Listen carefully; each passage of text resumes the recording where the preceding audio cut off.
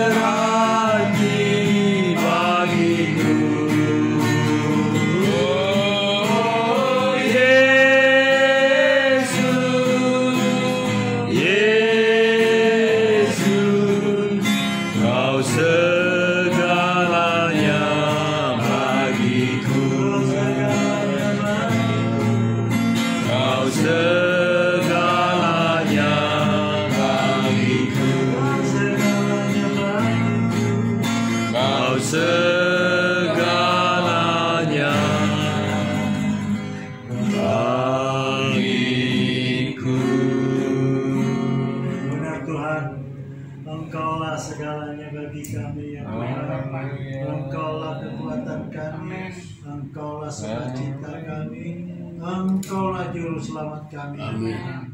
Terima kasih ya Tuhan atas kebaikan dalam kehidupan kami. Terima kasih atas penyertaan dan pemeliharaan-Mu. Satu hal yang kami yakini ya Tuhan, bahwa kami boleh ada sampai saat ini bukan karena keluarga kami, tapi karena penyertaan pemeliharaan di dalam kehidupan kami. Terima kasih Allah Bapa atas kebaikan-Mu. Begitupun pada sore hari ini kami berkumpul di tempat ini ya Tuhan, di dalam persekutuan kami ya Tuhan, untuk menunjukkan rasa syukur kami atas kebaikan-Mu dalam kehidupan kami, atas pemeliharaan-Mu ya Tuhan. Kiranya Engkau selalu membimbing kami dan mengajari kami ya Tuhan, dari segala kekurangan kami. Engkaulah tempat kami, Engkaulah guru kami, Engkaulah yang menjadi penerang di dalam jalan kami ya Tuhan. Terima kasih Allah Bapa. Begitupun dari awal pertengahan hingga akhir daripada ibadah ini ya Tuhan, kiranya Engkau yang memimpin kami ya Tuhan. Berkati kami pribadi lepas pribadi. Begitupun ya Tuhan, apapun yang menjadi keterlibatan kami pada saat ini, kiranya Kau berkati kami. Terima kasih Allah Bapa, terpujilah nama-Mu, dipilihkan nama-Mu, atas nama Yesus Kristus Tuhan kami. Haleluya. Yang percaya katakan amin. Amin. Kita naikkan satu pujian bagi Raja Wali.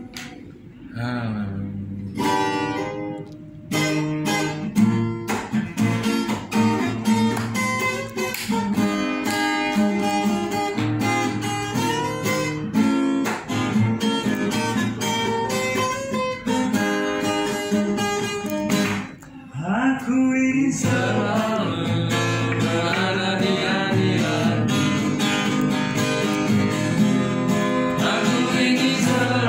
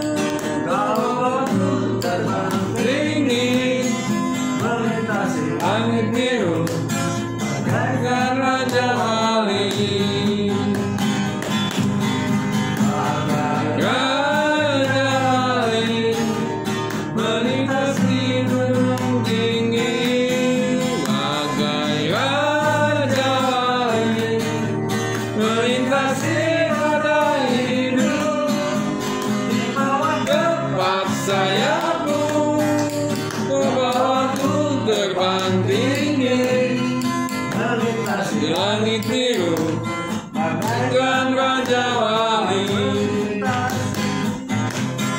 Melintasi langit biru bagaikan Raja Wali.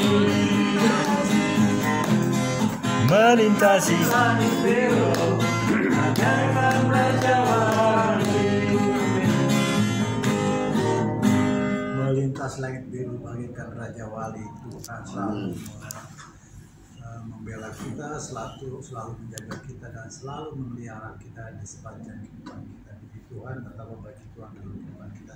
Saudaraku kasih, banyak berkat-berkat melimpah di dalam kehidupan kita di hari-hari yang sudah kita lalui, dan mungkin dari kita rindu untuk menyaksikan betapa Tuhan itu sangat baik dalam kehidupan kita. Waktu kami persilakan siapa yang mau bersaksi.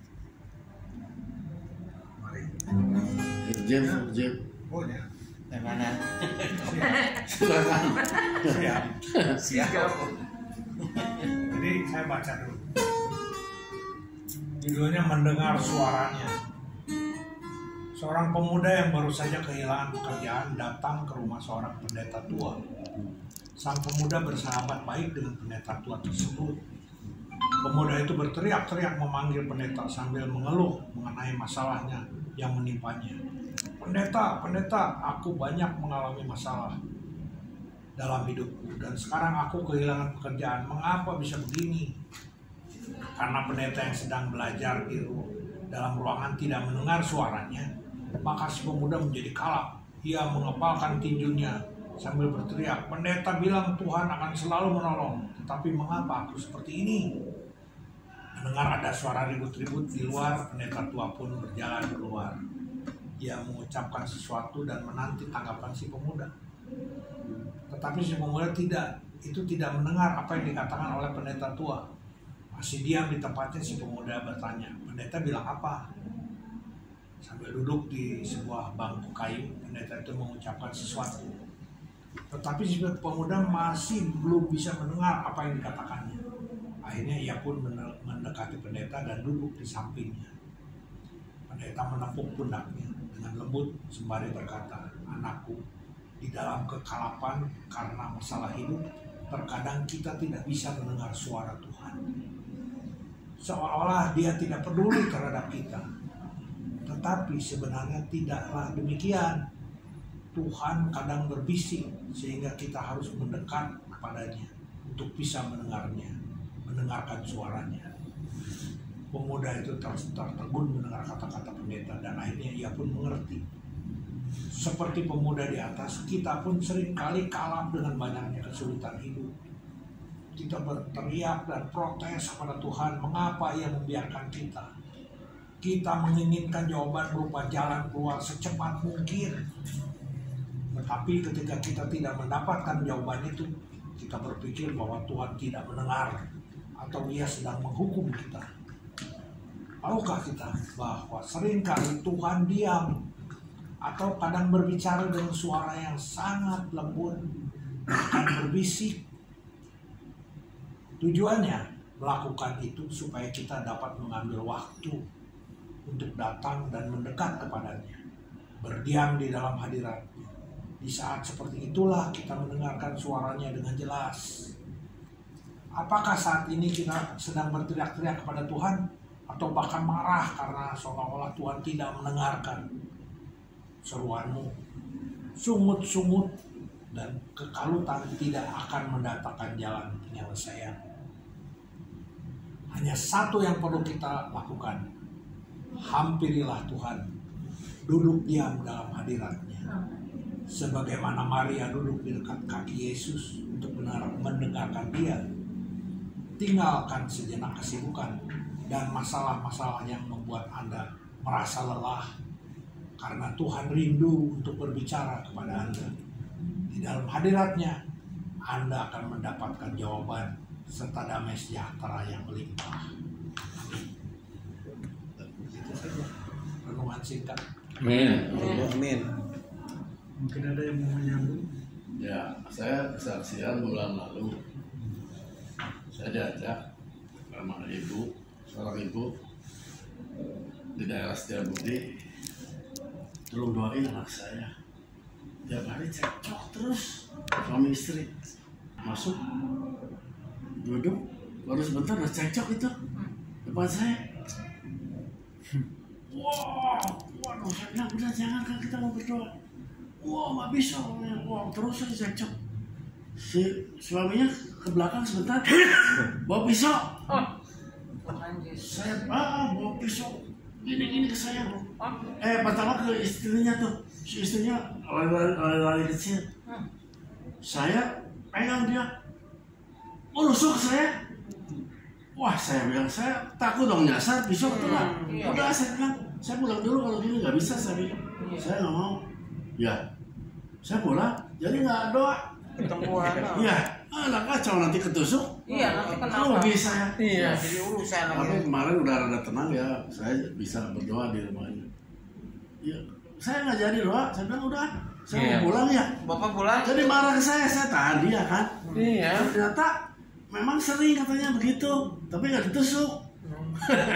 Jadi, Iya, tapi kan kalau sekali kelepasan. betul itu ada bahaya itu ya. Gimana? Marah ke saya tahan dia marah ke saya, mau nusuk saya. Wah, saya bilang bahaya dia. Saya bilang nggak mau doa, saya pulang. Orang sakit. Pegang pisaunya barangkali itu dari karet. Orang ini Stres. orang berduit. Nah, ada nggak dalam Tuhan ya begitulah. Ada jaminannya, Pak. Ya, Jaminan. nggak bisa tenang itu. Umur berapa, Pak? Hah? Umur berapa, Pak, suami istri?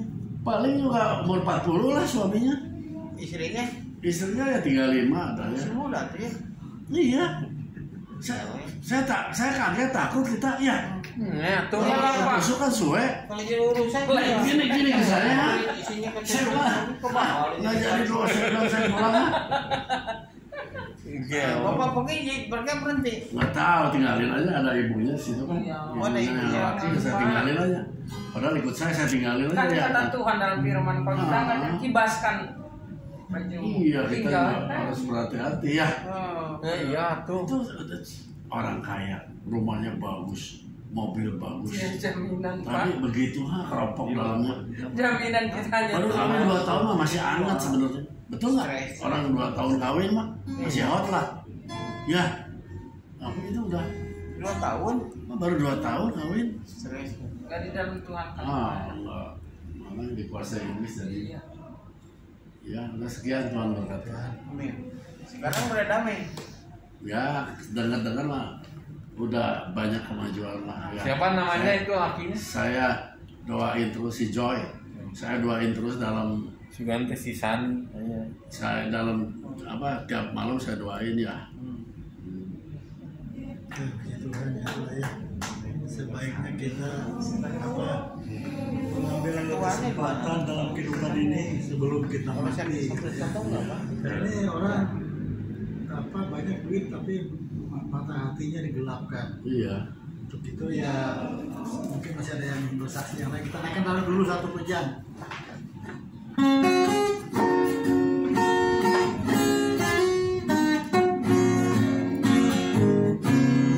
Hidup ini adalah kesempatan. Hidup ini untuk melayani Tuhan. Jangan sia-siakan waktu yang Tuhan beri. Hidup ini Hanya sementara. oh Tuhan, pakailah hidupku Selagi aku masih kuat, bila saatnya nanti ku tak berdaya lagi. Hidup ini sudah jadi berkat. Oh Tuhan, pakailah hidupku selagi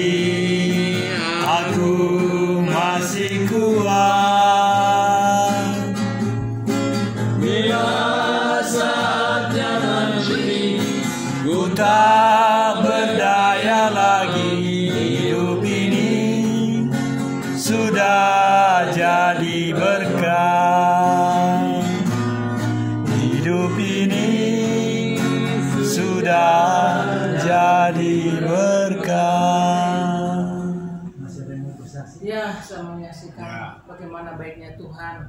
Amin. Tapi karena kebaikan Tuhan, sampai saat ini kita masih dikasih dan diberikan kesempatan menaikkan syukur kita lewat ibadah ini. Saya menyaksikan ini memang dulu saya menikah dengan Pak Gultom tahun 75 Januari. Udah lama 75. Ya, Januari. Setelah saya punya anak 4 gitu ya. 3. Saya itu kursus salon dulu. Jadi ini sudah lama saya biarkan setelah saya punya cucu. Nurun ke anak saya yang paling besar. Dia meneruskan profesi saya sebagai salon dulu. Tapi setelah saya pindah ke Cimahi, kita pindah ke Cimahi, anak saya ini buka di Cimahi. Tapi kan kalau orang datang sekarang ke salon ya, sekarang diperbaikin. Gimana ini caranya Tuhan? Asal saya panggil anak saya, Mei, ini ada orang, ada 3 orang, 4 orang. Aduh mama di sini juga repot. Yang di Ciroyo. Wah gimana ya? Akhirnya nggak jadi. Saya duduk seperti kesaksian Pak Jim. Maria duduk di bawah kaki Tuhan. Saya katakan kepada Tuhan, Tuhan dulu kasih saya talenta itu. Saya sekarang pelayanan sudah tidak ada, paling di gereja. Apa yang harus saya lakukan Tuhan?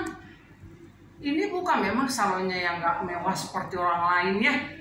Apa yang kita bikin bisa kita bikin, kita bikin. Akhirnya saya berdoa sama Tuhan. Pakai tangan saya Tuhan. Pakai tubuh saya, pakai mulut saya. Untuk kemuliaan bagi nama Tuhan. Saya berdoa, saya puasa. Tuhan Yesus baik. Amin. Bahkan orang datang, saya kerjain. Sampai Pak Gultom bilang, kamu masih bisa. Saya punya Tuhan. Saya pasti bisa. Saya kerjakan, saya bisa lagi. Bahkan sampai tadi pun yang nelpon, Bu, ke anak saya, ini mau gimana saya mau kesini besok pagi. Sampai ngerjain ibu saya. Aduh, kok baik. Jadi sudah tertanam sekian puluh tahun. Tapi kalau hati kita rindu, kita duduk diam di bawah kaki Tuhan seperti Maria, Tuhan akan pakai kembali. Amin. Dan itu saya kelola lagi. Akhirnya bisa lagi saya. Aduh, saya bersyukur Tuhan kok luar biasa. Saya buka di YouTube, saya kerjain ini begini. Saya tetap mengandalkan Roh Kudus. Tolong aku Roh Kudus, jangan permalukan aku. Jangan permalukan aku. Kebetulan di daerah itu salon jauh. Jadi, Bu, nanti anaknya gimana? Enggak, sini aja saya kerjain. Saya kerjain sampai saya, aduh, ini gimana? Tapi saya bilang, saya punya Roh Tuhan di sini. Jangan permalukan aku Tuhan.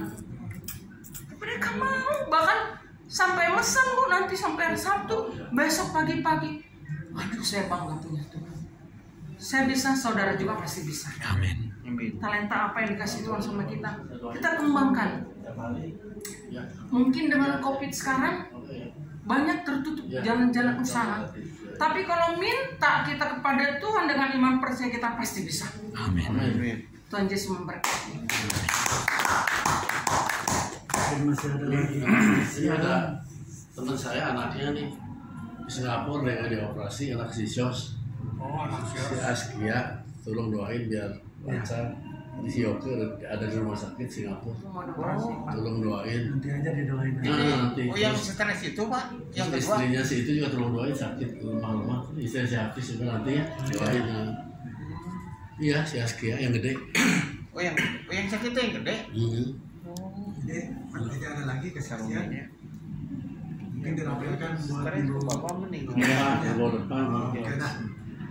Tidak saja kita mau mendengarkan sebagian daripada sabda kebenaran firman Tuhan, kita rendahkan hati kita. kita mendengar firman Tuhan.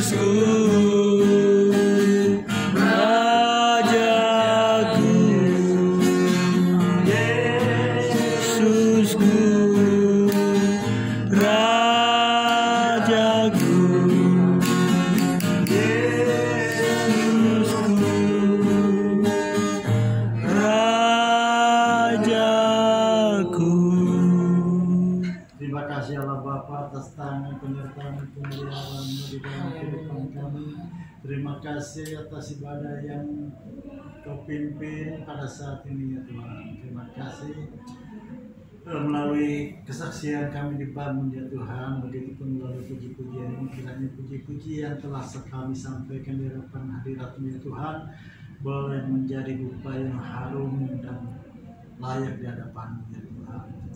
Tiba saatnya kami mau mendengarkan sebagian daripada sabda kebenaran firman-Mu ya Tuhan. Berfirmanlah Engkau, kami sudah siap untuk mendengarkannya ya Tuhan.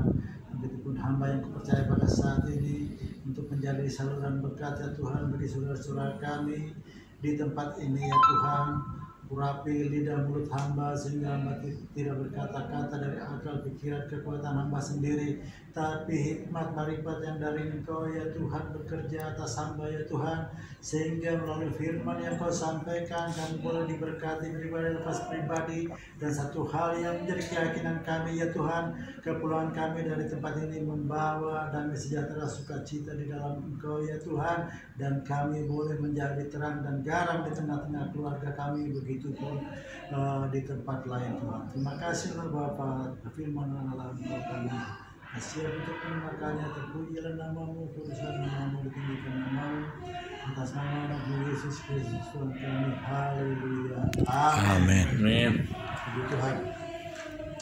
Sudah kasih dalam Tuhan, mungkin kalau kita renungkan ya di beberapa waktu yang lalu, mungkin kurang lebih ada sampai 2 tahun ya, bagaimana keadaan di bumi negara kita Indonesia ini, bahkan di dunia ya, waktu-waktu yang sangat mencekam, bahkan sampai saat ini kalau kedengarannya kita dengar bersama mungkin katanya udah agak mending, tapi kita tidak tahu ya. Ya, saudaraku kasih, yang mau kita lihat di sini adalah dampak daripada keberadaan sekarang, dampak daripada pandemi sekarang, saudaraku kasih,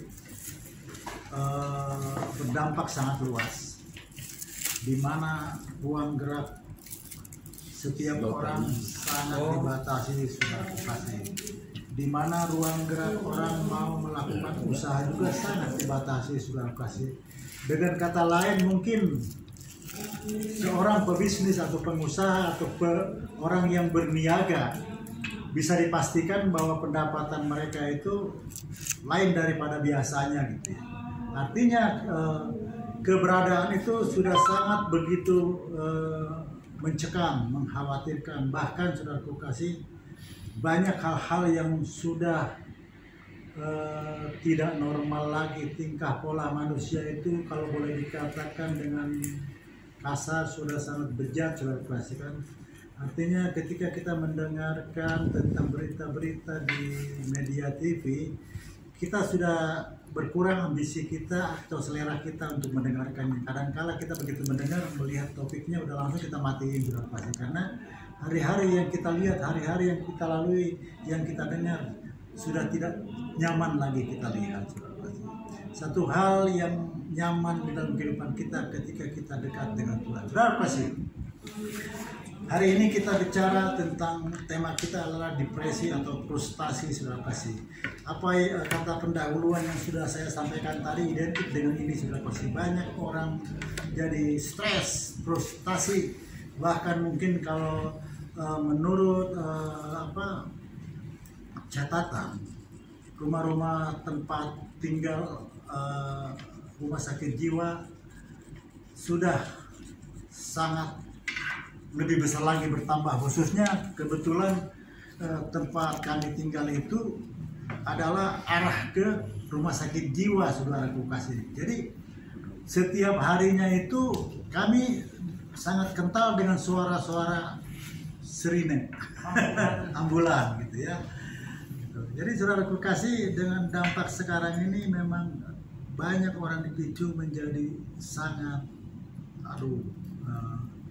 sulit gitu ya untuk hidup itu gitu ya. Mungkin segala macam aspek kehidupan dalam perekonomian semua terganggu, saudara kasih. Tapi satu hal, firman Tuhan mengatakan ketika masalah datang di dalam kehidupan kita, sekalipun masalah itu datang silih berganti, tetap kita datang kepada Tuhan. Karena kita tahu hanya Tuhanlah tempat kita mengadu, hanya Tuhanlah tempat kita mendapatkan solusi apa yang harus kita lakukan, saudara kasih. Karena melalui kita datang kepada Tuhan, damai sejahtera sukacita ada di dalam kehidupan kita. Salah satu contoh mungkin pernah kita mempraktekkan atau membuktikan, saudaraku kasih, ketika kita dirundung dengan masalah dan kita tidak langsung refleks atau spontan atau tidak langsung kita pergi ke kamar untuk berdoa, biasanya itu hati kita gundah gulana, saudara kasih. Tapi kalau kita memaksakan gitu ya, melawan kuasa-kuasa si iblis untuk mengarahkan kita malas berdoa, dan akhirnya kita mau berdoa, sungguh luar biasa, saudara kasih. Mungkin kita pernah merasakan, dan saya juga sering merasakan itu. Ketika kita dalam gundah gulana, kita datang kepada Tuhan, dalam saat itu juga perasaan pikiran kita jadi tenang, saudara kasih. Artinya apa? Tuhan tidak pernah tinggal diam. Tuhan selalu mendengarkan apa yang menjadi jeritan hati kita, saudara. Dia akan menyembuhkan orang-orang yang patah hati dan membalut luka-luka mereka.